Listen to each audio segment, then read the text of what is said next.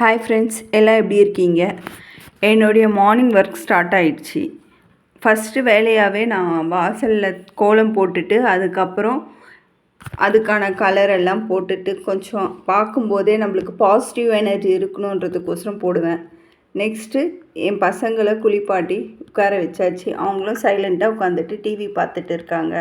அவன் சரியாக உட்காரலையா, வீடியோ எடுக்கிறது தெரிஞ்சுட்டு சட்டுன்ட்டு அவன் காலை இழுத்து பிடிச்சி உட்கார வச்சுட்டு இருக்கான் பாருங்கள். ஒரு சில விஷயத்த நம்ம பசங்க செய்யும்போது அதை பார்க்கும்போது சந்தோஷமாக இருக்கும். நம்ம சொல்ல மாட்டோம், ஆனால் அவங்களாவே பார்த்து பார்த்து செஞ்சுக்கிறது ரொம்பவே சந்தோஷமாக இருக்கும்.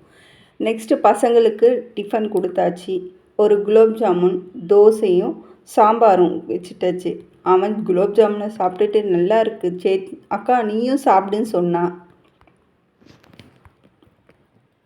அவளுக்கு என்ன புரிஞ்சுதுன்னு தெரியல. கொஞ்ச நேரம் இப்படி அப்படின்னு பார்த்தா அவள் பிளேட்டையும் பார்க்குறா, இவள் பிளேட்டையும் பார்க்குறா, இவன் என்னவோ சொல்கிறான்னு சொல்லிட்டு ஒரு வழியாக அவளுடைய குலோப் ஜாமுன் எடுத்து சாப்பிட்டு முடிச்சிட்டா.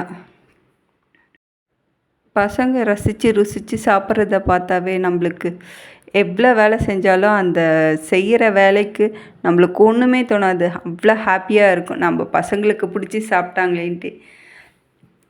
என் பசங்க சாப்பிட்டது ஓகே. இவங்க தூங்கும்போது சரி துணியெல்லாம் 2-3 நாளாக மடித்து வைக்காமையே துவச்சி போட்டு விட்டுட்டேன். அதை எப்படி மடிக்கிறேன்ட்டு கடகடன்னு எடுத்து போட்டு மடித்து வச்சாச்சு. தனித்தனியாக பிரித்தேன் துணியை. எல்லா துணியும் மடித்து எடுத்து வச்சாச்சு. என் பொண்ணு அப்பாடா எல்லாத்தையும் எடுத்து வச்சோமேன்னு கொஞ்சம் நேரம் போகலான்னா என் பொண்ணு பின்னாடியே எழுந்து வந்தேன். அம்மா ஏதாவது சாப்பிட கொடு, எனக்கு ஐஸ்கிரீம் கொடுன்னு சொல்லிட்டு கேட்டாள். சரி பொண்ணு ஐஸ்கிரீம் கேட்குறாளேன்னு சொல்லிட்டு ஐஸ்கிரீமும் அதோட குலோப் ஜாமுன் வச்சு சாப்பிட்றது எனக்கு ரொம்ப பிடிக்கும். அவளுக்கும் வச்சு கொடுத்தா அவள் நான் சாப்பிட்றத மட்டுமே பார்த்துட்டு இருந்தேன். எடுத்து சாப்பிடுமான்னா ஃப்ரெண்ட்ஸ், உங்களில் எத்தனை பேருக்கு இந்த குலோப் ஜாமுனோட ஐஸ்கிரீம் சாப்பிட்றது ரொம்ப பிடிக்குன்றத கமெண்ட்டில் சொல்லுங்கள், நான் தெரிஞ்சுக்கிறேன். எனக்கு ரொம்ப பிடிக்கும். அது சாப்பிடும்போதே டேஸ்ட்டாக இருக்கும். அது சொல்ல முடியாது, ஃபீல் பண்ணால் தான் தெரியும். என் பொண்ணை சாப்பிடுமான்னு சொன்னால் சாப்பிடாமல் அப்படியே என்னையே விரித்து பார்த்துட்டு இருந்தா. என்னடா அம்மா இப்படி சாப்பிட்றாங்களேன்னு சொல்லிட்டு. என் பொண்ணை சாப்பிடுமான்னு சொன்னால் என்னையே பார்த்துட்டே இருக்கா. கொஞ்சமாவது ட்ரை பண்ணி பாருமான்னு சொல்கிறேன். அப்படியே பார்த்துட்டு இருந்தா.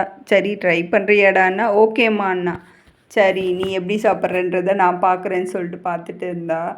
அவள் வெறும் குலோப் ஜாமுனை மட்டும் சாப்பிட்டுட்டு இருக்காங்க.